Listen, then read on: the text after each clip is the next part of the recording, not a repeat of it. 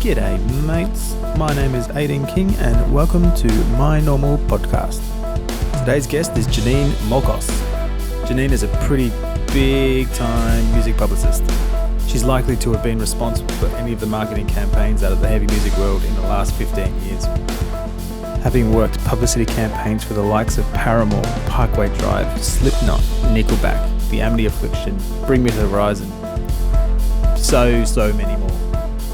And I'm so lucky to have her as a guest on today's episode. If everyone could please do me a massive favour and be sure to subscribe and rate on all the streaming platforms, and then also follow me on all the social medias. Thanks for listening. Enjoy the episode. Janine, welcome to My Normal Podcast. Cheers, mate. Cheers. Thanks for having me. Cheers. Tell me, what was your normal for a 15-year-old Janine? My normal? I didn't have one when I was 15. What was normal for you when you were 15? Normal for me when I was 15 was playing in my all-girls band in high school. I was a drummer for many, many years. Yeah. Where were you? We're in Sydney. I grew up in Sydney. So I grew up in Sydney. Yep, in Sydney. It's when 15 was the age where I was really heavily into exploring music that I loved, that, shaped who I am now, from everything from grunge, Seattle scene, and metal. I started getting into things like Slipknot, Machine Head, a lot of the bands on the Roadrunner roster. Played in my all-girls band as a drummer for many years, and just had fun. Not much change. What sort of goals did you tick when you were playing drums? Oh, my goals. My goals were mainly to experiment and learn all styles of drumming. So, I learned, as many styles as I could, from double kick to jazz, swing, all that sort of stuff. So that also helped me explore my love of different styles of music too. So, something that not many people know. Yeah. Have you still got a little something in the back pocket? No, I stopped playing. So I think what age was I? I picked up drums when I was 11, 12 years of age, and I stopped when I was about 20, 21. And I just got more into the business side of the industry, and focused more of my time in going to shows, learning the ropes behind the scenes, and, unfortunately stopped my love for playing music. Yep. I think it's a similar thing with me. I used to play quite a lot, and then, it's much better to get paid to do music rather than pay to do music. What were you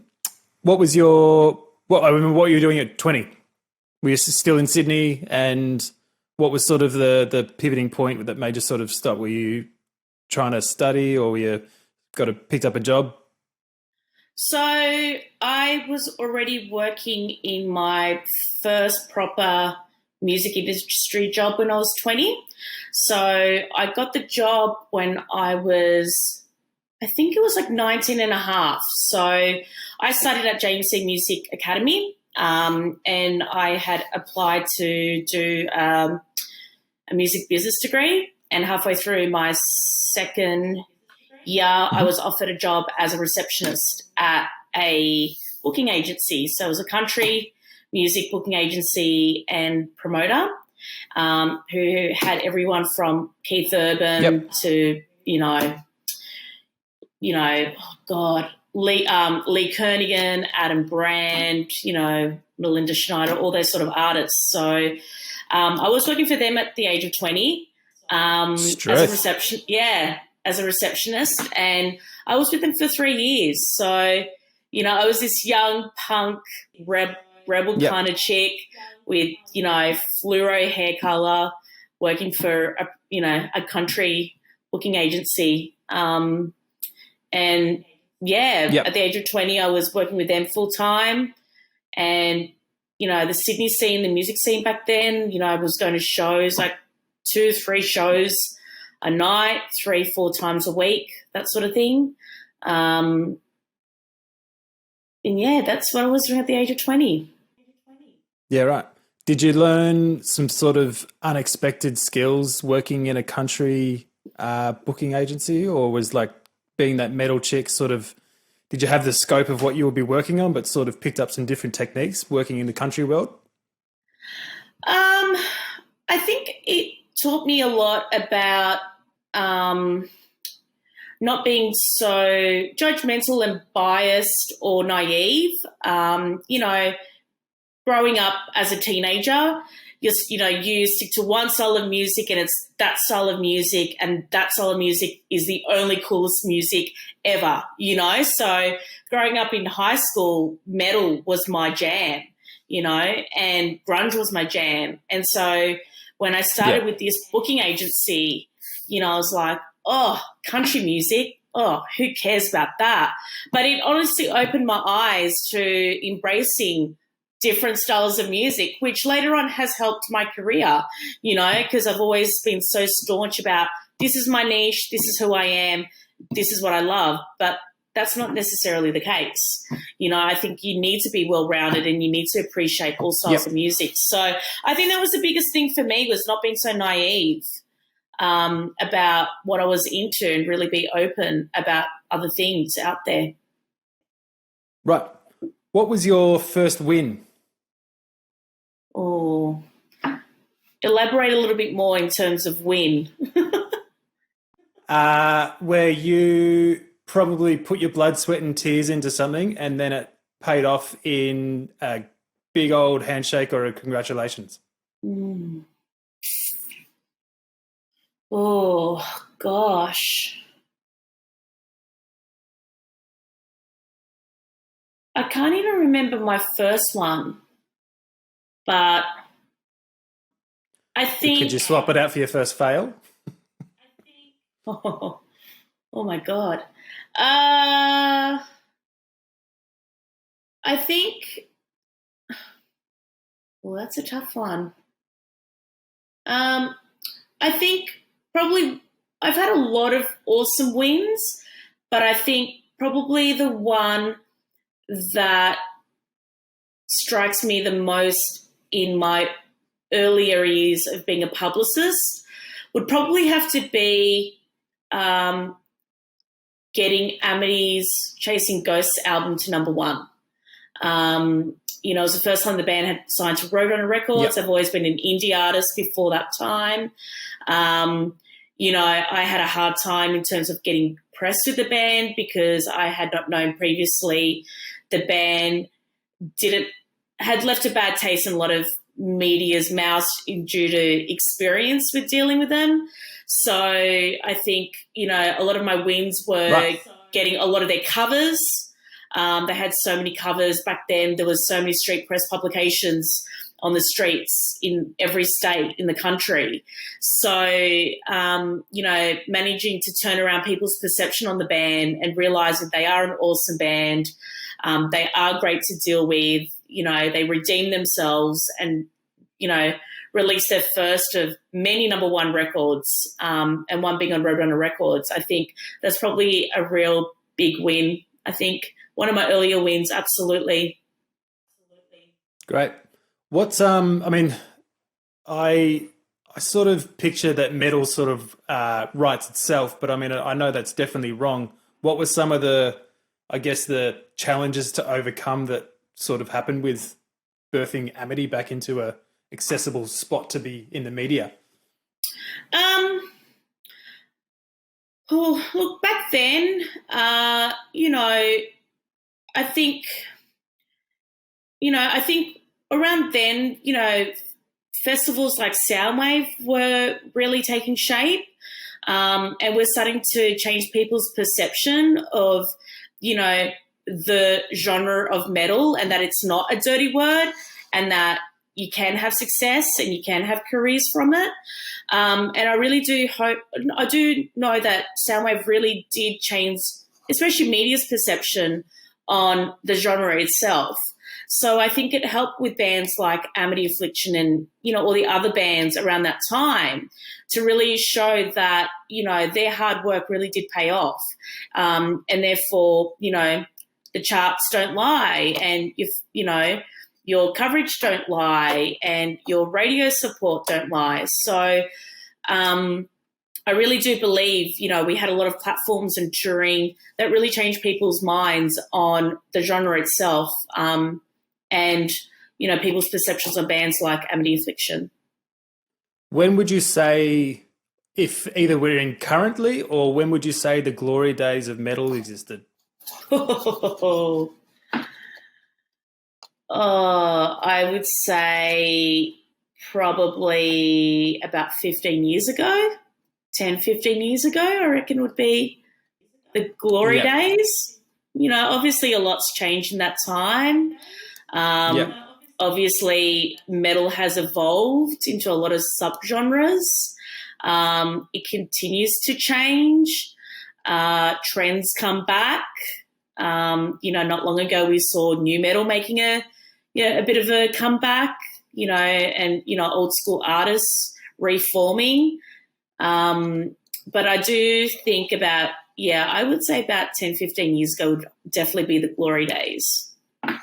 Is that sort of hard to sort of get your head around when you are getting these new artists coming up that have probably got like quite a large influence from that era, trying to birth them into a modern market?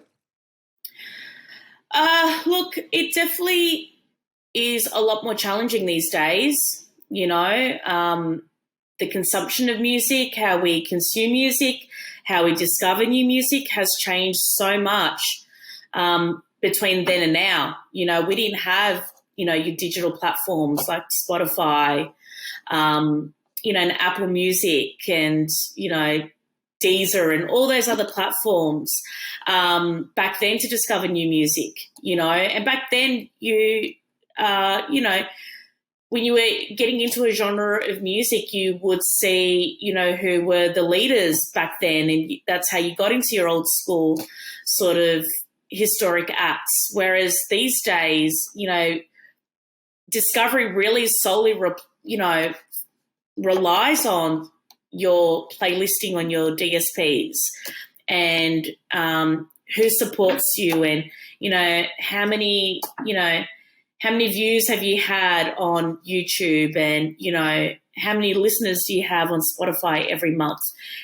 So developing acts these days are having a different challenge to what we had back then in terms of growing and discovering new music. Was Roadrunner your sort of first step forward into the metal world? In career-wise? Well, was that sort of like the first position that you held where you found that was where you needed to be in terms of your passion for heavy music? Was that your first role in something that you had a lot of passion behind? Oh, 100%. 100%. I'd worked with a few other companies beforehand, but I had a real emotional connection with Roadrunner. Obviously, growing up, discovering a lot of bands that were on the roster that influenced my taste in music. I grew up listening to, Sepultura and Soulfly and Machine Head and Slipknot, and the list goes on. So being able to work for a label that really inspired me musically and passionately was definitely like a real big get for me, and a company that I loved working with for many years because, the way they branded themselves, the way they positioned themselves, the family mentality, everyone felt connected, artists felt connected to the people that worked within the company. It really had some really awesome morals. And, a label that really did, make some real big, release real big things back in the day. Obviously times have changed and the label's no longer, standing on their own, and they're owned by Warner Music, and, they're still discovering new bands. But, back when I worked with them, 15, 16 years ago, it was like a real, holy shit, I can't believe I'm working for this label that, I discovered so many artists from. So, yeah. What was it that you think got you in the door at somewhere like a Roadrunner? Well, I didn't have the experience, so I never finished my degree. The roles that I had prior was like I was a receptionist, I did merchandise, and my foot in was with a friend of mine who I worked with back in the country booking agency, who saw the ad in the Music Network, and she rang me and she was just like, I'm going to email you this, this job that's going at Roadrunner. You're a metal chick, you've got tattoos, you're so fit for the role, like you love the bands. I've already put in a good word for you. You just, don't let me down type thing. I was like, So yeah, I applied, and about 2 days later I got a phone call asking to go in for an interview. And I remember the job ad had something like, we don't hire dumb people, we hire smart people. And I was like, holy shit, am I going to be smart enough for these guys? Because, like, I'm going for a role that I've never done in my life, but publicity was something I always wanted to get my foot into, and I'm like, I'm a people person. I can make people like me or, believe me and that sort of thing. That's how I got my foot in with Roadrunner. So it was never something I ever planned. Publicity was something I always wanted to dabble into. I didn't know how I was going to get into it, given the fact that I didn't have the requirements or the experience behind me. It was solely based on a mutual contact who had worked with them, who I worked with, who was a friend, who put in a good word, and the rest was up to me. Yep. What sort of bands were coming across your desk when you at your time at Roadrunner? I remember the first bands that I started working on when I started at Roadrunner were Dragon Force. That's when they were when Guitar Hero was massive. So Trivium. Yeah. And their first time coming up for the big day out. So I started in December, and then in January, Trivium were out here for their first ever Australian tour on the big day out. Stone Sour so there was Stone Sour, Slipknot. God, I've worked with so many bands ever since. But yeah, in my early days, they were the first few that I dabbled into. Yeah, it was a while ago. I think the first time that you and I worked together, I'm not sure I'm pretty sure you were working on it, but it was with the Periphery guys. Yes, I was still at Roadrunner. I thought I'd seen you around. Did you work? Yeah, that was at Roadrunner, because I remember going to the Roadrunner studios with the Periphery guys and doing like an album listen. And I was just like, that was my first sort of like time going inside the doors of a record label. And I was just like, oh my God, all the gold records and stuff on the wall. And like, I was just like in little metal boy heaven. There were a lot of plaques in that previously. office. Did you do any sort of PR with the ESPY? Yes. Yeah, because I remember, I think my first time of moving to Melbourne, my first job was pulling beers at the ESPY, and I'm pretty sure we bumped shoulders in that era also. I remember our first meeting was when Periphery were on Soundwave, and you were working with them. No, it would have been the headlining act, because my Soundwave experience was not a good one. Oh, that's right. We won't go there. But I do remember it was with they were headlining with Tesseract. Oh, yes. Yes, yes, yes. Yeah, so we've known each other for a little while. That was back when I could swim in really deep pools. So your time from Roadrunner, did that then lead you to Soundwave? Well, yes. So Roadrunner ended up getting, Warner Music bought out Roadrunner, and therefore I merged in with the Warner team and became a Warner employee, which meant that I did Roadrunner artists as well as Warner-related artists. And I was in that role for about a year and a half before Soundwave were like, hey, do you want to work for us? And I was like, yeah, I hate this role so much. Like, it changed so much, and it just defeated the purpose of what I did and why I did it. Like, my motto's always been that I need to be passionate about the artists I work with in order to feel like I can achieve my best results. And at Warner, I was given a lot of artists in campaigns that I did not love, but also helped me later on to be a lot more diverse with the genres of music and the artists, the genres of artists that I worked with. So, it was a bit of a catch-22. But yeah, so it was Roadrunner, Warner, and then Soundwave.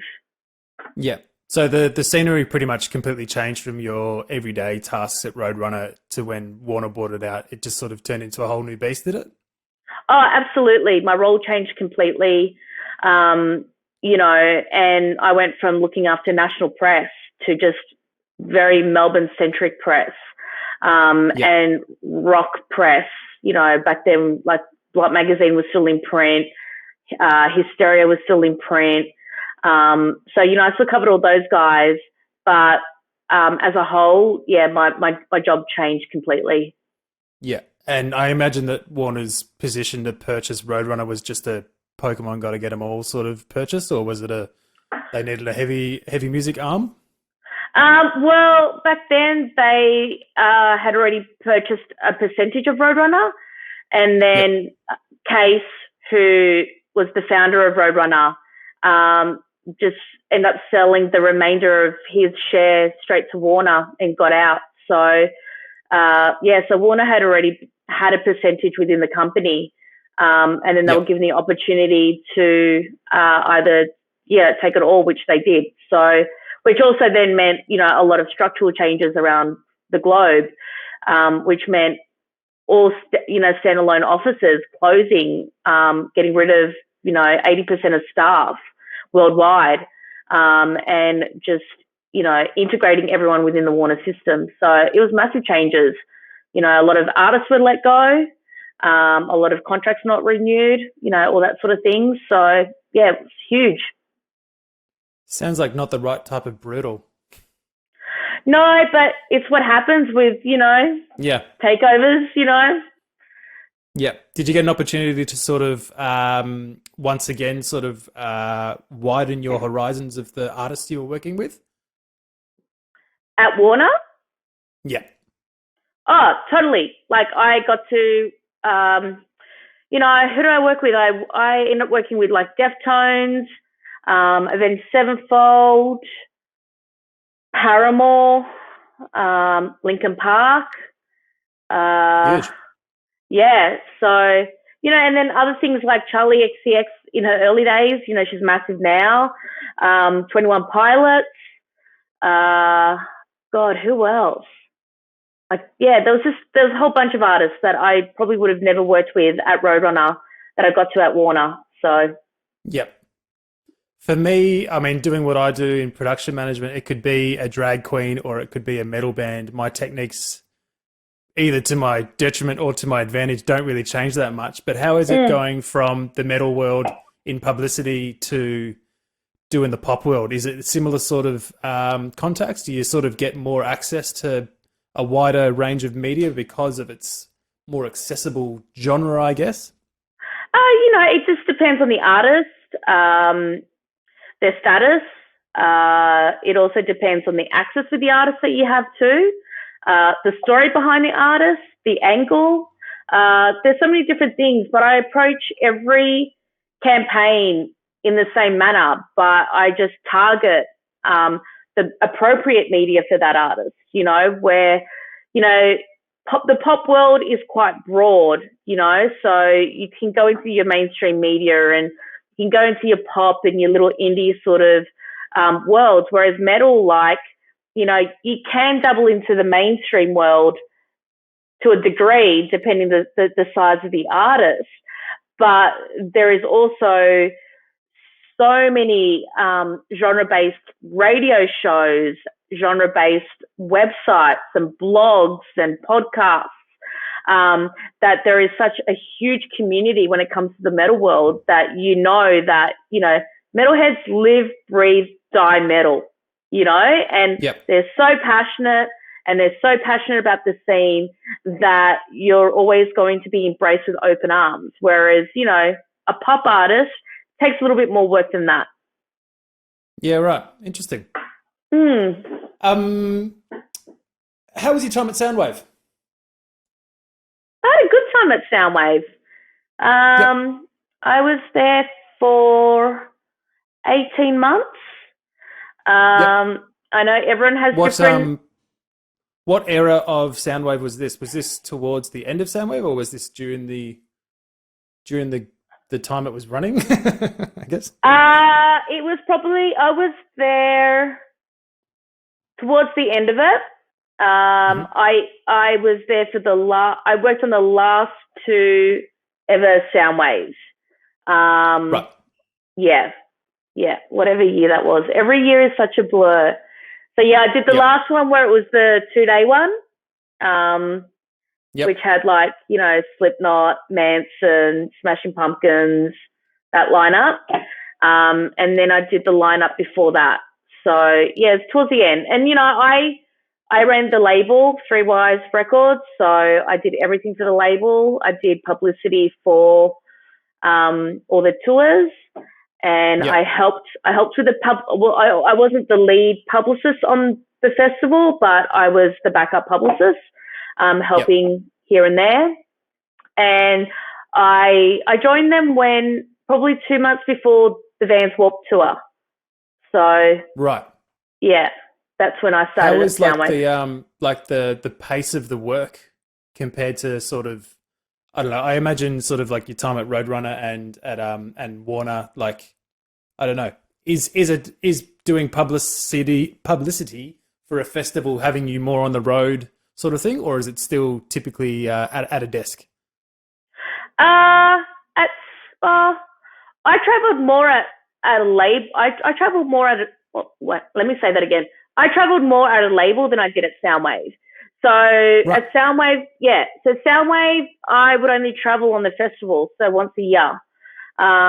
Whereas the label, I would be traveling, once a month, once every 2 months, because I'd be going to Sydney for meetings, or I'd have to do radio trips. So I'd travel around the country doing radio trips.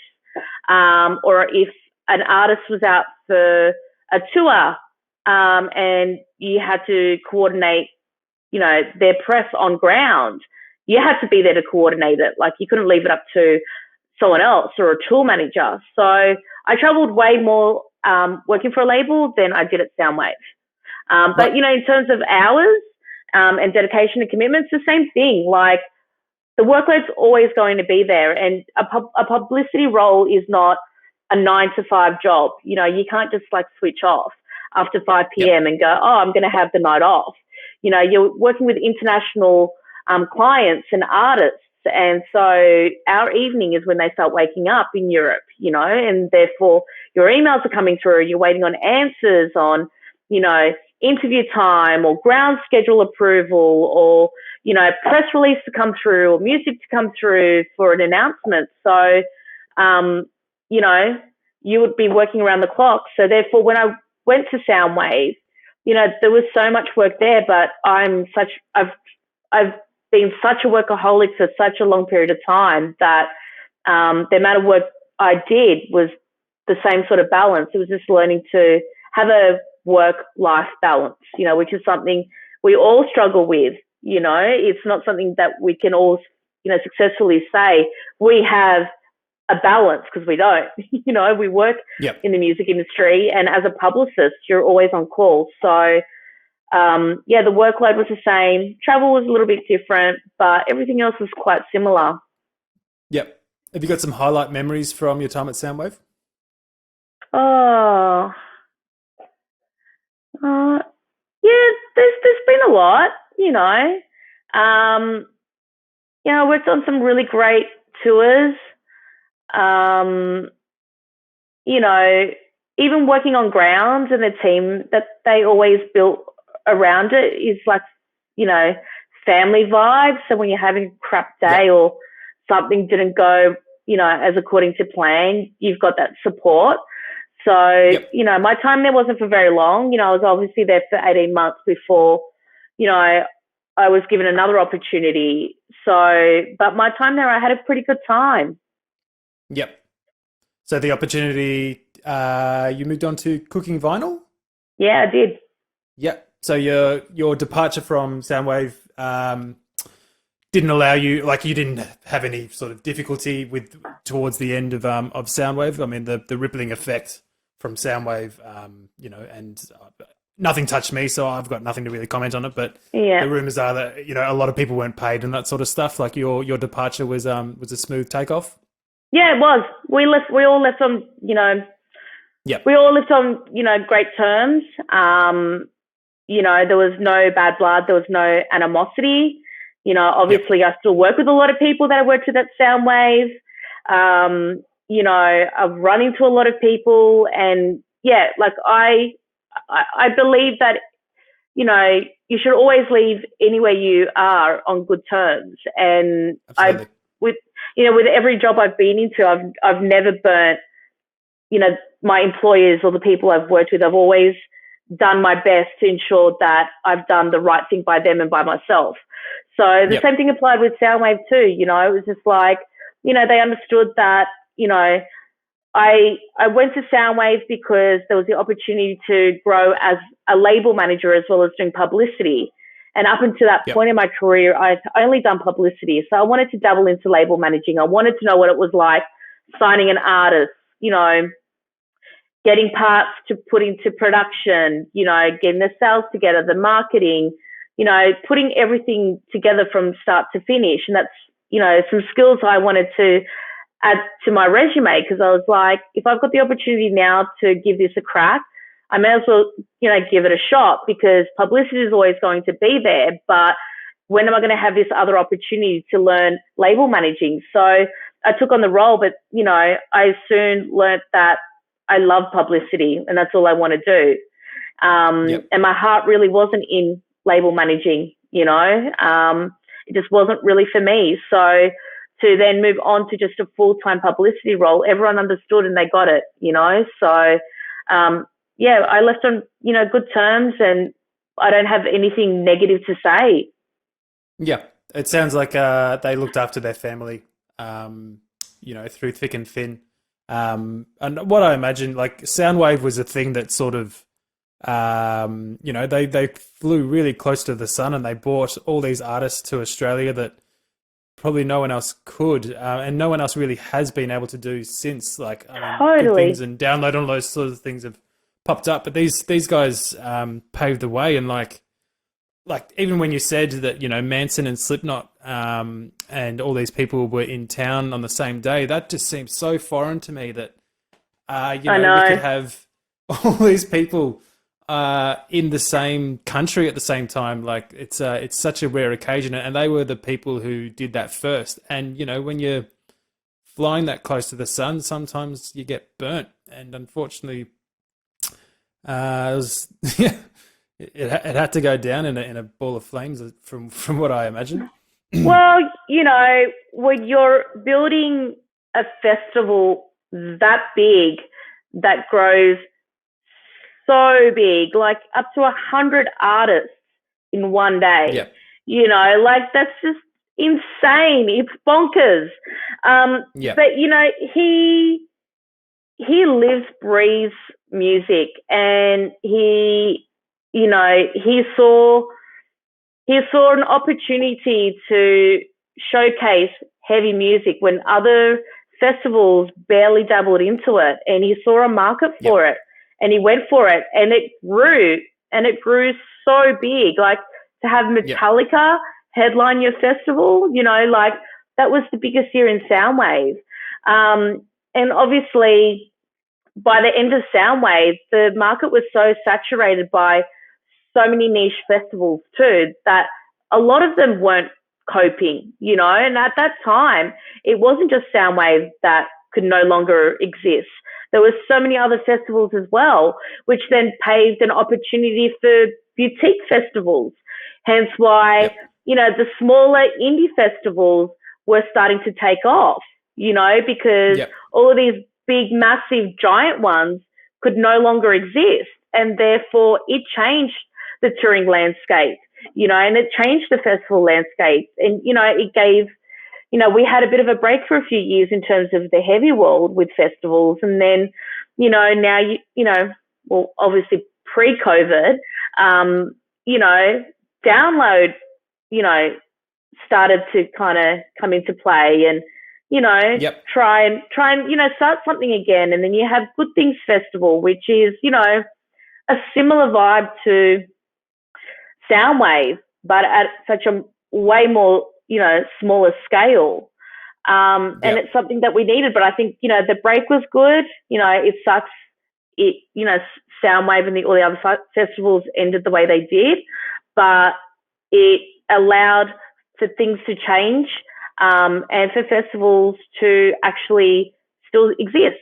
So, you know, hopefully, you know, we can get them back up and running and, you know, kick on. But yeah, I mean, regardless of you know, the fact that it no longer exists, it existed in such a large magnitude, and it you know, it sort of borrowed from like Big Day Out, because Big Day Out didn't really cater towards the heavy music crowd. And then, you know, you look at Soundwave pops up, and it turns out that it can match it, or if not grow bigger, and those sorts of things. So yeah, it's regardless of what it is, it goes down as a very important festival to like the Australian music history. Oh, totally. And, you know, we've got to, you know, take into consideration that if we didn't have a festival like Soundwave, that a lot of artists that, you know, it gave the platform to develop and be able to and have careers here, they wouldn't have been able to do it, you know. So, you know, all props to them for building this platform in order to have young emerging artists have the opportunity to showcase themselves and start, you know, having successful careers in the country. What sort of bands were on Cooking Vinyl's roster? Ooh, they had a really diverse roster, which I loved about it. So, you know, they had. Correct me if I'm wrong. Cooking Vinyl is like Stu Harvey's brainchild? Yep. So him and Lee. Yeah, ex Triple J presenter. So Yep. Sorry, you keep going. I'll keep going with that. No, that's all right. So yeah, they had like everything. So Cooking Vinyl was a label that was started up in the UK. So you know, they had a lot of artists from the UK, like, you know, Billy Bragg. We released the One Cure album through Cooking Vinyl. Then, you know, they had 30 Tigers, which is alt country. So, like, I worked with artists like Lucinda Williams. Obviously, Resist Records. So I worked on Parkway Drive's Aya with them. And obviously Polaris, who I still work with now. There's some like punk labels like Side One Dummy and Run for Cover Records. So everything from like Modern Baseball. Who else did we have on there? Beat Slang. God, there's been so many. Beat Slang. Pup, another band that have done quite well over here. And High Tension, series, Luca Brasi. Yeah. So many cool acts. Yeah. God, this is making me miss music. I know. Oh, fuck. It's just every band you're saying, I'm just like, oh, fuck. I know. God, I'd like to go and see them at a bloody intimate show at a cool venue. Fuck. Oh, I know. I know. Yeah. So, what sort of challenges were put to you at Cooking Vinyl?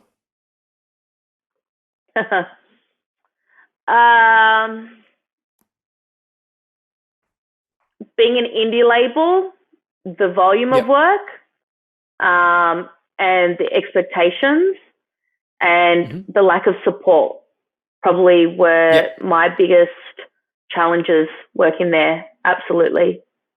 Yep. What was the sort of the pace compared to working at Warner? A lot faster. Yep. A lot faster. Yeah. That's fascinating that an indie label would be working, high pace opposed to, like the global mega thing that is Sony Warner. Well, you got to remember, like, indies are a lot more DIY. They don't have the budgets that a major has. Major labels also have big publicity teams. It would be mainly just me and maybe an assistant 1 or 2 days a week. But so you're forced to wear a lot of hats in the campaign. Absolutely, you have to do everything from start to finish. You'll have the support. The support here and there, but not a dedicated full-time person, which I end up having towards the end of my stint there. For probably the last, I'd say, 6 months. I did have someone, working alongside me within the department, but as a whole, it was me and relying on interns and, the,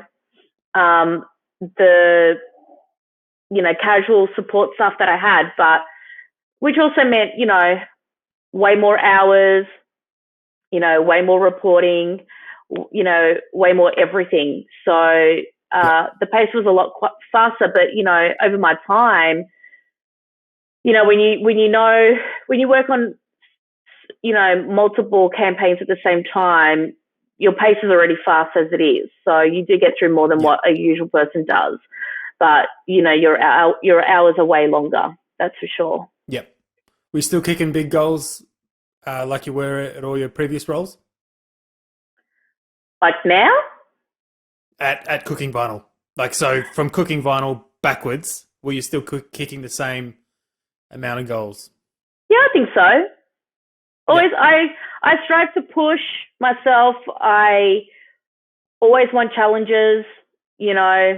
I want to take on campaigns that I can really dig my, teeth into and see how far it goes. And I had that at Cooking Vinyl. There was,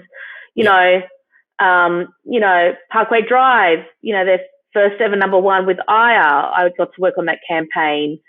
Started to work with Polaris.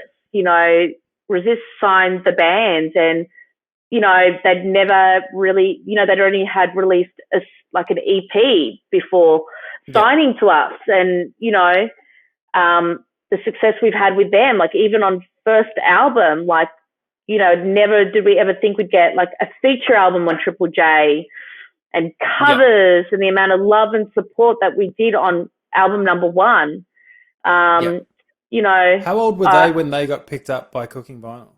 Or Resist, sorry. Resist? Because they're still what I would consider young now, but I mean they're fucking killing it. But they would have been very young when they were doing their first EP. Probably like early to mid-20s. Right. Yeah. Yeah, they're all still in their 20s, and have even when they started to Resist, they'd never toured overseas. So, Yeah, I mean, and then I see that signature with those guys at an early age is like a fucking fantastic decision. And they're smart motherfuckers. Yeah, they're doing some doing some good stuff. They are. They really are. Yeah. So what was some of your highlight campaigns? So you mentioned Parkway Drive and Polaris. Were they sort of the highlight campaigns at your time of cooking vinyl? Yes. I loved working with Billy Bragg. A total legend. I loved working with Series. I really did love working with the local acts. Series, High Tension, Luca Brasi, and even like working with art, like, that's, the punk artists like Pup and Modern Baseball, and just watching them grow and have their place in the Australian market was also awesome to work on, and, when I was at Cooking Vinyl, they also outsourced me for other campaigns. So I started working with Baby Metal, Metal Resistance, and that is honestly one of my favorite campaigns that I worked on. When I took it on from, I worked with it with Sony because I was signed to Sony at the time. And I remember having the conversation with Grades, and I was like, I'm going to get Baby Metal onto Triple J. And he's like, all right, see what you've got. I'm like, I'm going to make this happen. And everyone's like, it's a no-brainer. Yeah, well, no, it was not. No, I fucking love him so much. Look, yeah, but it was a dumb thing to say, like a Japanese, singing artist who no one's ever heard of in the country. And I remember servicing it to Triple J, and I was just like, hey, this is a priority. Like, do you think you'll support it? And they're like, nah. And then I remember having a chat with Lachlan Watt. And I was like, you reckon you can play this during a lunch show? He's like, fuck yeah, let's do this. So he played them during his lunch show, karate. And then I get an email from the Jays going, oh, we're going to play it on Good Nights tomorrow night. And apparently, like, the text lines went bananas. And then, I get an email going, yeah, we're going to add Baby Metal. And then I remember when the ads came in, and a lot of people were like, what the fuck? Like, who gets Baby Metal added to Triple J? And, I remember a lot of publicists were like, can you imagine being that publicist having to, like, present Baby Metal to Triple J? And I was like, yeah, that was me. And people were like, oh, no. I'm like, yeah, seriously. I was like, give me a challenge. I'll do what I can. And look at them now, So I love that so much. That's such a good story. Yeah. I was like, I guess for anyone listening, if you're not into metal, I don't care. You Google or chuck in Baby Metal into YouTube, and while you're at it, love that, and then refer back to Dragon Force, and just but I mean, what Baby Metal are doing is just crazy. Like I've heard like touring Baby Metal back in the day when they were very young girls was very difficult. Like they would play festivals and stuff, but they had to be on before between like 4 p.m. and like 8 p.m. because they had to do like homeschooling stuff. It's like very strict, like Japanese, upbringing and that sort of thing. And yeah, it's just a whole nother world. But I mean, the music is just off its tits. It's so sick. It's so good. I was obsessed with them, like obsessed, like to the point where I was driving people nuts with the amount of like, everything was like Baby Metal, baby. And people were like, shut up. I'm like, no, they're so good. Like they're going to be huge, and, and obviously like working with them, the language barrier was such a big thing too, because the girls didn't speak, fluent English. They're in school. They have rehearsals. They only did a handful of interviews. Questions had to be submitted early so they could, practice their responses. You know, it was pretty full on. But, you know, I think it debuted at number 7 in Australia, and it was the second highest chart entry in the world behind Japan. So, and they'd never been to the country. No one really knew who they were. So everyone was like, what the hell? We're like, yeah, Australia likes baby metal. It's working. So, yeah. Well, thank you for bringing baby metal to our hearts, because you're probably responsible for the reason why I love that band. Last time I was in Japan last year, I don't know when it was, with the Northland lads, and I was like, do you reckon like baby metal are actually big in Japan? And we got off the plane and we saw like the arcade thing at the airport, and there's that dance fucking game where like your feet are on the pads and you're holding the thing, and they were dancing to baby metal. And I was like, yeah, they're big here. Yeah. So your next move from cooking vinyl was to go out on your own, and Dallas does PR. Was that true? Mm-hmm. What drove you to go solo? My mental health. Huge. That's important. Yeah. So I was involved in a car accident during my time at Cooking Vinyl. I was working with Frank Iero, the guitarist in My Chemical Romance, and we were in Sydney doing promo. And we got hit by a bus in front of Twitter. In front of Twitter? In front of Twitter, the building, because we were going in to do promo. You were driving in the internet? Yes.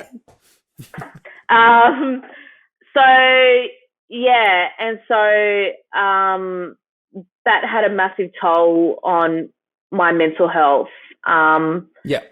You know, and then was you or anyone injured in the crash? Frank was hurt, but he didn't have surgery. He hurt his shoulder, which I think he still has problems with. But his backpack saved his life. His brother-in-law, Evan, had multiple surgeries and nerve damage in his leg, and his manager Paul was also injured and had multiple surgeries too. So, look, they said that we're lucky to still be alive, because based on the CCTV footage, everyone should have died. So which is quite confronting stuff, especially when people get hurt on your clock, you know? Absolutely. So, you know, that kind of took a toll on my mental health for a while. And just the sheer volume of work, it was just getting like worse and worse. And I wasn't sleeping. I was developing, you know, social anxiety, really bad anxiety. I was depressed. There'd be times where I just couldn't get out of bed. I'd have panic attacks when I'm in front of the office. It was just like too much. So, and I always kind of said to myself, if I'm not loving what I do, or if I don't feel passionate, or if I feel burnt out, then I need time out. So I took the plunge to quit. And I didn't really tell many people what I was doing. I wanted to have a few months off, you know, just to kind of recharge the batteries. But then once people found out that I'd left, and that I started up my own thing, I just kind of started working like maybe about a month later, and hasn't stopped. So it's been the best thing I've... Was it having the incident related to you working at the time that sort of like linked up the fact that you were working when you had the car crash, and, you know, you were on the clock, as to the anxiety going forward, you know, with other things like going to work, or as you said, having like panic attacks at the front of the workplace? Look, I've always battled mental health, but not to that extreme. I think the accident definitely set it off in a high scale.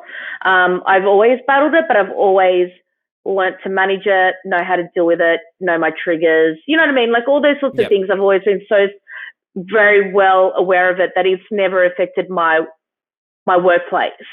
But after the accident, it definitely started to affect my workplace and, you know, my dedication to my work and just not feeling it, you know. And I just think I just got to the point where I was just so completely burnt out. I burnt myself out and I was worn down and I couldn't keep working like that because it could have led to something way more serious, you know? And it wasn't until I saw my doctor and my doctor was like, you need to quit.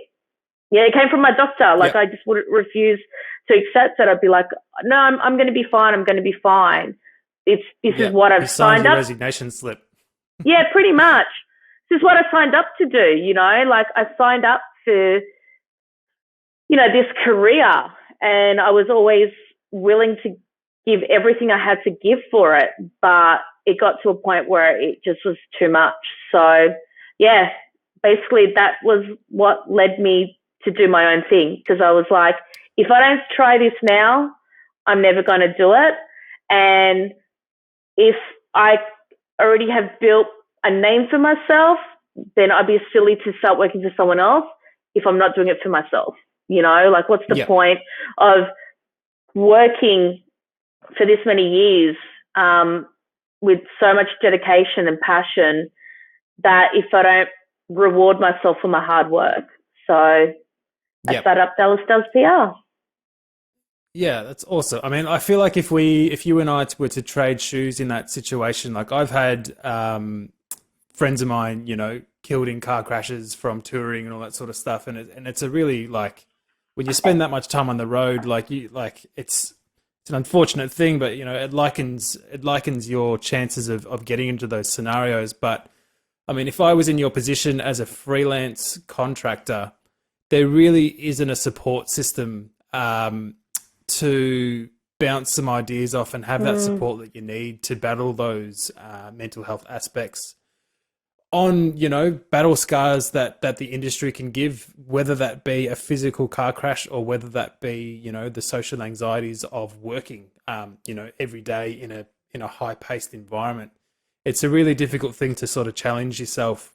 As a freelancer, I'm not sure if it's the same sort of circumstance in PR where it is sort of, you feel like you are in an ocean by yourself when you get into the deep end and things start crumbling around you. Like, and it's why those places like Support Act and Crew Care are just so important to the industry, not only for, you know, financial support, but the mental health aspect that they're offering freelance contractors like myself and, you know, yourself or anyone involved in the creative industry. It's it's support, because I mean, we don't have HR departments, we don't have contracts that say that, you know, if I hurt my arm at the job, you know, I'm covered. It's if I hurt myself, I don't get they pay my invoice and I don't get called for the next one. It's a hard battle to fight. Yeah. And I think, you know, we do need that support. You know, we need to be reassured that we will be okay, you know, and that we're not going to get in our own heads and, you know, feel so isolated and alone. And I think, you know, Crew Care and Support Act are super important for our industry in particular. Yep. Yeah, I think they named the foundation very well. Whoever came up with the name Support Act. I mean, you can't really flip it the other way. I mean, we'd lovely to think that if a headliner was to to do something terrible, that the Support Act would be able to come in. Yeah, true. It's a truth to the name.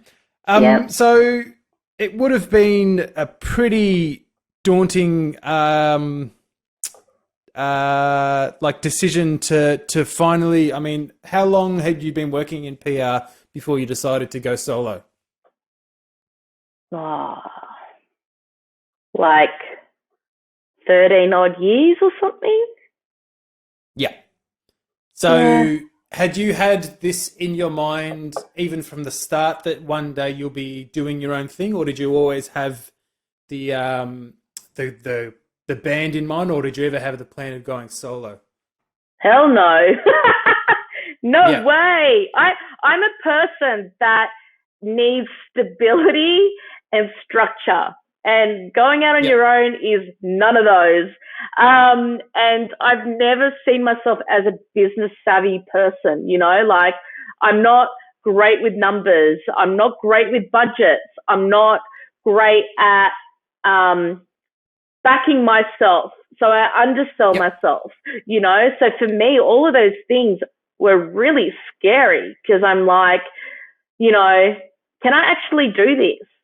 You know, can I actually run a successful business on my own and not undersell myself and be able to stay afloat? And even when I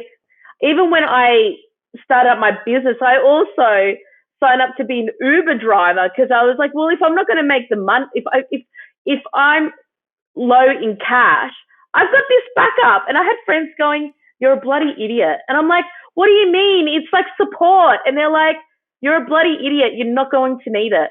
And I'm like, we'll see. And I've never had to do it. But like, what's that?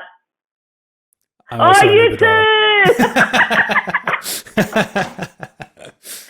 See, I'm glad I'm not the only one that thought that way. Like, you know, it was more of just as a backup because going out on my own, I had no savings.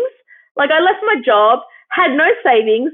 I told no one what I was doing.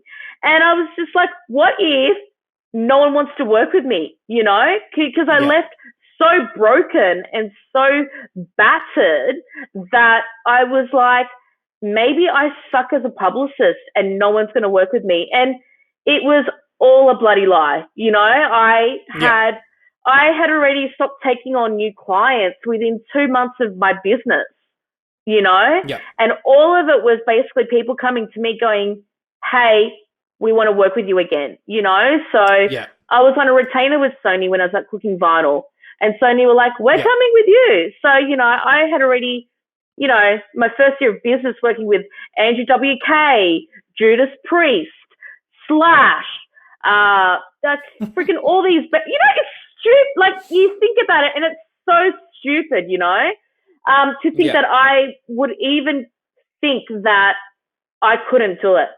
So I've never, ever thought that I would have the balls and the guts to start my own company, but I'm really proud of how far I've come and it's proved me wrong, you know, so. I imagine you would look back at any insecurities and just go like, look at me now. Like, I know. Well, you know, totally. And, you know, I left a company who towards the end weren't kind to me or my mental health and started to make me doubt doubt the publicist that I was, you know. So when you leave this with this mentality that you suck, but then starting up your own business and people really be super supportive and appreciative and stoked with your work, it builds the confidence again, you know. So I've built this kind of system where I want to have fun on all the campaigns I work on. I want to have fun with the people I work with. I have a no dickhead policy. You know, if our working relationship is not going to work out, I will end it. Like I have no problems doing that because I always stay true to who I am. So it's taught me to be a stronger person as well. And it's taught me to say no and not take on things for, you know, the sake of taking it, to take it on because I really want to take it. So, if you ask me, like if this was me 10 years ago, I'd be like, never going to happen. Nah, can't see that happening. And, you know, and then I look now and go, damn, I did do it. I've proved myself wrong. Yeah. I mean, you would think after 13 years of knocking it out of the park that you've developed quite a well-oiled machine that is Janine. Whoa, a well-oiled machine that is Janine. Fuck me. That's good. That is a good one. You know, that if you were, not sort of, things should be happening in a predictable fashion for you. And if you are getting grief for doing what you do after 13 years of doing it, it definitely sounds like going solo was a very welcomed breath of fresh air. Yeah, because I get to choose who I work with. I get to choose everything. It's all my call, I'm not being told what I have to work on, what to love, what to push. Now it's like I'm doing it because I believe in it, and I want to have a diverse roster, and, I want to kick ass with the artists I work with and the clients I work with. So, it's definitely a breath of fresh air. Do you have the opportunity now that you're doing your own algorithm to work on more passion projects? No. Oh, shit. No. Time is a big factor for me. I think if I was to have some support, absolutely, because it would free me up from doing all my admin that takes up so much time, which I had planned on doing it, but, due to COVID and the state of our industry, the work has not come in like had hoped.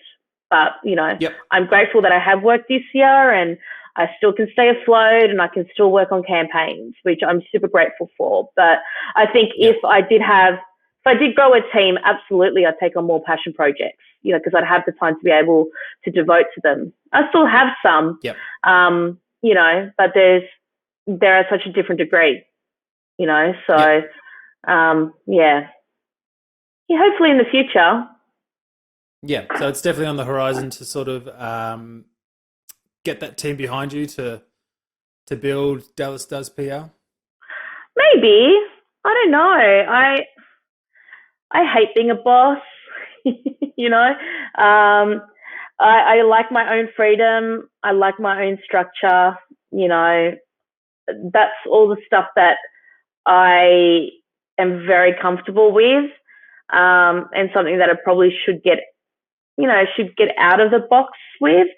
But, in future, I would like to have a team at some point. Yep. It depends how things go. It depends how the landscape changes, the media landscape, what direction I may want to go in. If I want to dabble into things outside of music, so many things to take on board. But the hope is to have, maybe a small team at some point in the future. Absolutely. Yep. Pre-COVID, did you have time to yourself? No. No. No. Do you remember what that's like? Oh, no. Do you? Yeah. Yeah.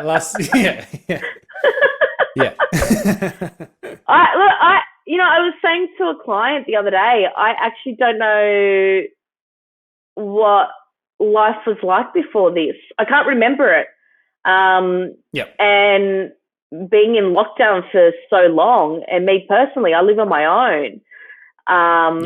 It's extremely tough when you work on your own, work by yourself, you live by yourself, and you've got these extreme measures in place. You have a lot more time on your own, and I don't really like it, I don't like being told what to do. So, I'm a rule breaker. So having to abide by rules is one thing that I've had to learn to take on. But yeah, I forget what it was like before this. Hopefully we, can get to it at some point. But yeah, it blows. Yeah. I feel like the industry is definitely reinventing itself naturally through COVID. I mean, a lot of people probably, you know, won't have the opportunity to join us when the industry comes back. And you know, that's just the way the world works when you know, people are dying. When we work in luxurious scenarios, like working with bands and touring the world, living your dream and that sort of stuff. But I feel like this is a breath of fresh air, you know, much like your time of going solo that a lot of people have never had before. Where they've had the opportunity to, you know, whether it upskill or whether it to do something that they've always wanted to do because they've never had this amount of time to do what they want to do, and that will rub off on them. Like, I mean, much like probably the recipe to your success with going solo is the fact that you have a no dickhead policy. You know, you've never been able to have that before. You've got the ability to pick and choose where you've probably been given, you know, all your clients that you've had before.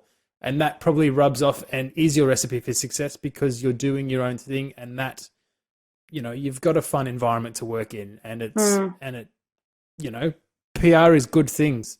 It's not challenges that people want to hear about. I would agree to that. I would. Yep. For any, I guess, bands sort of starting up that may be listening to this, at what point do they get access to you? Well, I say this to a lot of bands. Do your groundwork, you know, like just because you started up a band doesn't mean you're ready to have a publicist on board. You need to do some groundwork, you know. You need to be able to do some PR by yourself initially, you know, for especially local acts, like, you know, get your music set up on, you know, Unearthed. We have an amazing amount of press that will cover up and coming artists, you know, network, build your small fan base, get your music up on your DSPs, you know, do your self promotion, because, you know, spending money on a publicist is just dumb, you know. So I think artists need to really do some groundwork first before they even consider taking on a publicist. And, you know, for me, it's like, you know, working on developing artists is very time consuming. It's a lot of groundwork. So it is expensive. So I don't really take on a lot of young bands. And, you know, most of the artists I take on are signed or who have been doing it for quite some time, you know. And I also need to ensure that there's a balanced workflow and a balance with the style of artists I'm working with, local, international, what's coming up, you know, all that sort of jazz. So for all artists, put in the hard yards first, because you can't just start up a band and then go, all right, let's get a publicist on board. That just doesn't happen. Yep. Do some artists, I mean, obviously some are easier than others, but just if you come across a couple bands that they just write themselves, as in they've just fucking like got the X factor. I wish I didn't say that, but like bands that just like, you know, you pretty much just, you could almost do a default setting and they're just going to like succeed. Like, does that happen? I guess is my question. Like for young artists or just artists in general? Anyone in general. Like, have you worked with someone where you've just gone like, oh, this is too easy. You're amazing. Yeah, I've got a few artists like that. You know, Plenty is one of them. You know. I'm a big fan. Plenty is a prime example of a dude with the X factor. You know. Yeah. Dude is talented as fuck.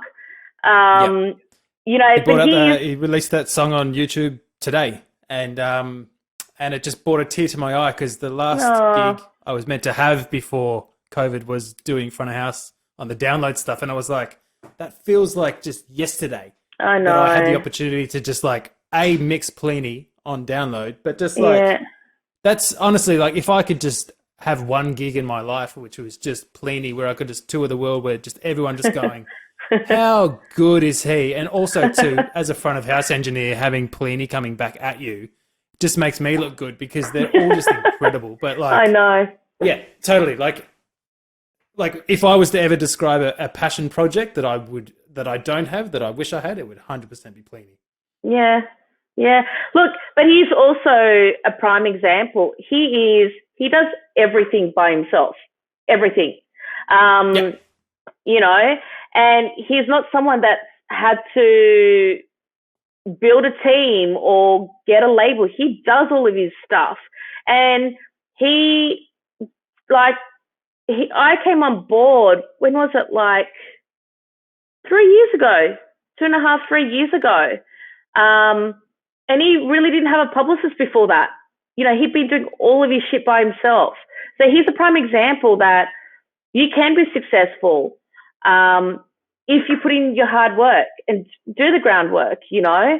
But yeah, like years and years ago, he wanted me to work with him. I was like, nah, too busy, you know. Like, I'm sorry, I can't take you on. And then get a vocalist. Yeah, right. And then when he found out that I was leaving Cooking Vinyl, he's like, can we work together? I'm like, yeah, let's do it. And, you know, I love his vibe. He's funny as hell. He's witty. He's charming. He's hardworking. He's smart as hell. He's extremely talented. Down to earth. Oh, yeah, best. Yeah. Like you could walk into a bar with him and you'd be like, I know who the best guitarist in this room is, but he'd be like, who? Yeah. And you would never be able to point him out, you know what I mean? Because he'd be like, you know, and he's hands down the best to work with, you know. Nothing's ever a problem, ever. So. Love hearing it. Yeah. But, here's one prime example of an artist I work with that has the it factor. Absolutely. Yep. Would Polaris be another one of your babies? Yes, I love them. We have had a long-standing working relationship, and you know, when I first started working with them and see how they've progressively grown, not only in Australia but worldwide. And their success, they're just one of those bands that I've been so extremely stoked to have been a part of the journey so far, and to just see this, you know, them going from strength to strength, and, you know, with more still to come. You know, this is only just the beginning for those guys. They really haven't hit their peak potential.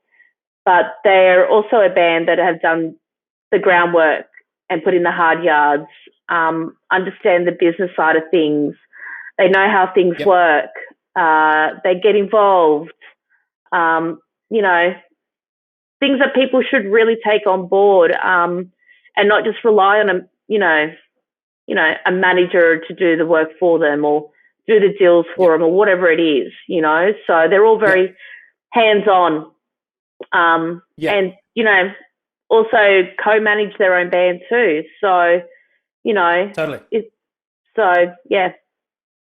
Yeah, I think I definitely want to say, like, when I was mentioning them before, when I referred to them as young, that would probably be, you know, but when I say young and talk about Polaris, like, I was lucky enough to spend a couple days with them in Europe last year when they were the main support on the North Lane tour. And just like, I would wake up as the tour manager and like go down and get on my laptop and be greeted with 2 or 3 of them. One's doing, you know, pre-production on the next album. The other one's managing the band. And it's like, it just seems like, yes, they're young, but like they are so fucking gifted to know how to oil their own machine, to keep it all in-house and just know their team and just like put out good stuff. Like, I was just, you know, seeing, you know, as a tour manager going over and, you know, understanding that there's probably going to be a younger generation on the bus, you're going to assume there's going to be, you know, younger generation problems. Nah, they're seasoned musicians. They have done this more times than I have, and they could teach me a couple of tricks. And you know, like they nailed it. And especially, I mean, even to see them, you know, as one of the headliners at Unified last year, fuck me dead. They're just wiping so many big bands out of the water. They're doing some good stuff. But they also have a team behind them that, you know, they've still got a lot to learn, and you know, they still question a lot of things I do. But what about? I'm like, just leave it to me, mates. Like, I've been doing this for a bit of time, you know. But you know, they also have a team behind them that have timelines in place and goals to achieve to help them achieve those goals to be able to keep growing as well. So, you know, it's also about having the right team behind you too, you know. And they've been very lucky to have a pretty fucking awesome team with them. And it goes hand in hand, you know. Yeah, it definitely looks like they're building themselves up for like the long-term strategy. Like they seem like they're onto a very good thing on the back end, you know, the stuff that, you know, the people don't see. And you know what? They could be the next Parkway Drive. Totally. Yeah. You know, easy. Absolutely. I'm going to do a bit of a lightning round. And this is, I guess, more or less about you, and maybe we could probably even entertain the listeners by not talking about music, just for a bit, and to try and just get just like your conjugative thinking, I guess. But these are just, you know, give me long answers, give me short answers, give me whatever you want, and then I've got one big question at the end, which I do on every episode. What's the worst story you've got about someone else? Oh my God. Oh, I don't know. Can I come back to it? Nah, but we can move on. Oh, I don't know. I mean, you could flip it on here. Like, what do you not want anyone to know about you? But you don't have to answer that. What do I? Oh, I feel like I'm like an open book. People generally know most things about me. I don't like toes. You don't like toes? I hate feet, and I don't like toes. That's something. It's final. I know. It's weird. I know. I don't think it's weird. That makes total sense. This is a two-part question. Do you have reoccurring dreams, or do you have a story about sleepwalking? I do have a story about sleepwalking. When I was 7, I sleepwalked, and I woke up during my sleepwalk, and my parents were watching Chucky, and I have been traumatized by that film ever since. And I don't ever remember my dreams ever. So I can't even tell you if I've had reoccurring ones because I never remember them. Yep. What was your first alcoholic beverage you ever finished? It was Bacardi Breezer. Breezer. Do you remember where it was? Yes. I was at a friend's house for Halloween, and I got so shit-faced that I've never had one ever since.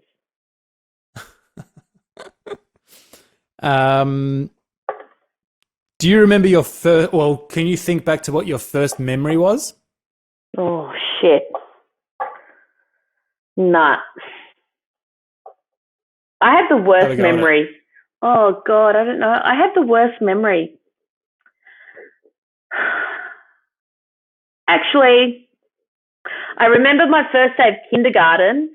I was terrified because I grew up in an Arabic household. So my mother's Lebanese, my father's Egyptian. So up until school, my Yum. parents, yeah. So up until I went to school, I only spoke in Arabic.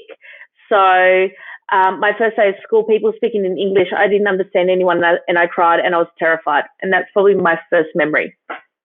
Yeah, right. You still got some Arabic chops? Nah, I can say swear words. And I understand Arabic. So if you speak to me in Arabic, I can understand. And I cook Arabic food. So I'm kind of like a half Arab, I guess. Not the authentic type. Have you done some travel around the area? No, I would love to though. I would love to. I wanted to really go back to Lebanon and visit Lebanon with my mum. And my mum doesn't even want to have a bar of it. My mother was like, just watch TV, watch YouTube. And I was like, no, I want to experience the motherlands with my mother. You know, I want to know, I want to see, you know, the village that she grew up in and, you know, the things that she may have done back then. But my mum hasn't been there since, I think, her early 20s. So it could be like a good 50 years since my mum has been back to Lebanon. So it could also be a fear factor of, you know, things changing so much over there. But I would love to visit the motherlands sometime in the future. My fiance's dad has some Lebanese heritage, and shout out to Les and Chris in Auckland. But Les will be happy to know that he's the worst Lebanese out there. he's a terrible Lebanese. Who has been the youngest person to inspire you? Cool. Oh, tough one.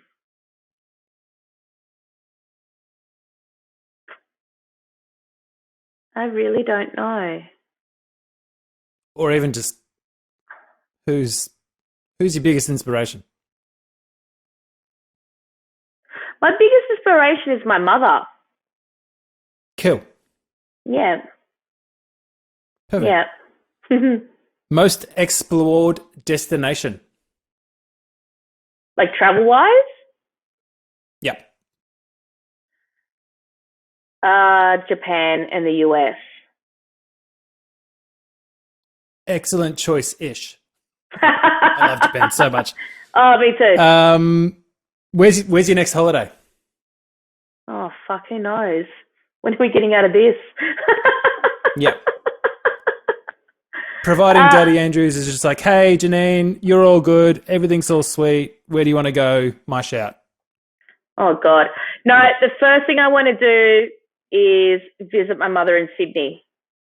Is the first destination I'd probably go to before going overseas. Where's that? Overseas? Well, like if you had 3 weeks where you guaranteed to not get an email and not get a phone call, where are you going? I'd love to go to the Maldives. Cool. Yeah. Someone give me all the cash. Yeah. What is your ultimate lunch order? Oh, fuck. God, these are hard questions. It's all the pressing issues. I know, right? Hopefully this will inspire people who want to get in, get in your pants, get in the Janine vibe and be like, yeah, just so your answer to this will be like, you're just going to get this on a silver platter every day. Trust me, no one wants to get in my pants. I tried to back up from that early on, but then I was like, it's out there. Can't edit that one out. I'll ruin this podcast if I want, don't worry. I would say a jaffle, ham, cheese and tomato jaffle. Wow, that's your answer. Yeah. That's not my answer. Do you give money to buskers? I have. I no longer do it because I don't carry cash. Yep, totally. Yeah. when you did, what would be the like out of 10 when you had a pocket full of cash? How many would you give to if they were all amazing? Average 5. Yeah, I always find that very because I mean I've kind of feel like I'm interviewing a lot of my friends who are in the music industry, but I always find it a very interesting thing. Like me personally, fucking none of them. Fuck them. Get a job like me. Work in the music industry. Yeah, but then you see all these buskers fucking killing it, and I'm like, can I have a job? Yeah, exactly. See, you've got to start somewhere. That's how the world works. The world is a beautiful place. If the world is lots of aliens pop around, do you kill them, or do you try and I don't know, get on board with the whole alien thing now? Fuck it, bring it on. You want the aliens? Yeah, leave them. Let them do their thing. Yeah, cool. I just want someone to go like, nah, get rid of him, and I'm like, how are you going to do it? And that's what I'm trying to get out of it. I just want to know, like, what? Yeah. I'd throw my shoe. Yeah. Mine's a shovel, because you've always got a shovel. And it's just like, bah, and a twist. Who owns a shovel? Come on. I don't know. I've got a shovel. I've got a beautiful veggie patch that could easily defend me from aliens. All right, last random stupid question. You've got a red pill or a blue pill. The red pill is $10 million, or the blue pill is to go back to being a 10-year-old with the knowledge that you know. $10 million. Nice. What are you going to buy? Fucking everything. Whatever I can put my hands on. Fuck going back in time, you know? A nice new Jaffle iron so you can just make the nicest jaffles. Yeah, eat jaffles every day. Yeah, $10 million Jaffle iron. Exactly. All right, so the last question I do, which is the question I ask everyone, you have a venue for South by Southwest. Oh, here he is. Oh, wait, he wants to say hello. Here we go. Hello, Dallas. Yeah, say hello. For anyone listening to the audio-only version, I highly recommend you jump onto YouTube and check out Little Dallas. Yeah. Right. Who's a puppy? So you've picked up one of the major venues at South by Southwest, which is, for the listeners, arguably one of the biggest music conferences in the world. And Dallas Does PR has the 5-band lineup, and they are past or present bands. Who are the bands that you put on your stage? And for anyone listening, these bands go onto the Ultimate Creative My Normal Spotify podcast playlist, available for your listening pleasure. Who you got? Oh, man. Deftones. That's one. How good's the album? Oh, it's so good. I fucking love it. Good job, dudes. Tell them I said hi. I will. Oh, God. Okay. Deftones, Lamb of God, Parkway Drive, shall I make it all heavy? Polaris, and North Lane. Kill. Very good. That's awesome. hard. Yeah, totally. Especially when I constantly interview so many people who make a living out of music. Yeah, I've had some label managers that, they can't really answer that honestly. Yeah. What's currently on your desk at the moment? I've actually have some really cool stuff at the moment. I've been working on Marilyn Manson. All right, done. Just been working on his new album, which debuted #1. I'm working with a really cool Newcastle band called Dave the Band, which their album was recorded by Steve Albini, which is cool. I'm working with Pliny, Polaris, Bring Me the Horizon, Evanescence, doing all the rock stuff for AC/DC. I'm working with my friend Emma, who runs an awesome jewelry line and merchandise company called Heart of Bone. So it's doing some cool stuff together. And a few other bits and pieces here and there. So that's great.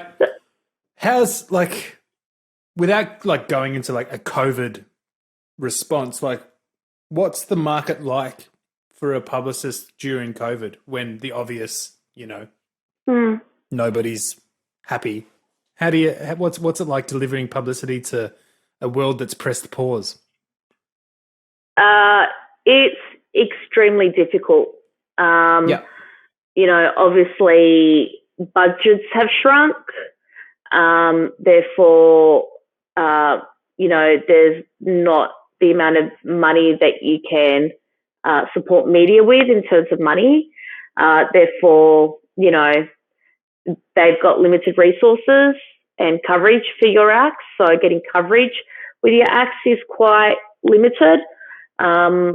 Obviously, no touring has a real massive impact because artists release records to then tour on the back of those records. And artists who have had their records scheduled because they've had all these touring plans in play behind them, they have either moved their release or have it on pause. So there's been so many releases that would have already been out by now that are still TBC or coming out later in the year. So that's also thrown a massive spanner in the works in terms of, you know, the amount of publicity work coming through. And obviously, like, you know, COVID throws a massive spanner in the works when it comes to production and getting stock, you know, from overseas. So, like, you know, we're all having delivery delays and courier delays, and therefore a lot of stock and products aren't make it into the country in time, and therefore artists have also had to move their dates to try and reflect when, you know, their vinyl or their merch is going to be in the country to be able to sell on release days. So that's thrown a massive spanner too. So it's a hard slog at the moment, you know, and it's hard for developing artists or new artists coming through to try and get coverage because they can't tour on the back of that to be able to get the you know, media support. So you know, it's taking a lot longer for developing artists to break through because you can't see them live. You know, you can't see them supporting international acts, you know, where some of them do get discovered by opening up for a major artist on a tour, not being on festival spots, you know. So it's had a huge impact in terms of publicity, not just for as publicists, but on the other end for artists as well. Yeah. No, but that's good. Thank you so much for giving me all your time today. I know you are not typically the one who enjoys jumping out and doing the PR on yourself. Any final words for the world? No. Live life to the fullest. Yeah. Get a job. Go fuck yourself. Have a good COVID. Don't be a publicist. Stay off the west side. Yeah. All right, Janine, thank you so much. It's been a pleasure. Thank you. How good was that? I hope you enjoyed today's episode with Janine. It's pretty sick. We're just some pretty fucking cool stuff, hey? But yeah, you know what else is pretty cool is you guys showing some support by liking, subscribing. Please share these podcasts around to your mates and family and that sort of stuff. I'm having a lot of fun doing them. And it would it'd just be good to get some feedback and some high fives, virtual high fives. But yeah, so thanks so much for listening. Hope you have a bloody beautiful day, and hopefully see you next week. Bye-bye.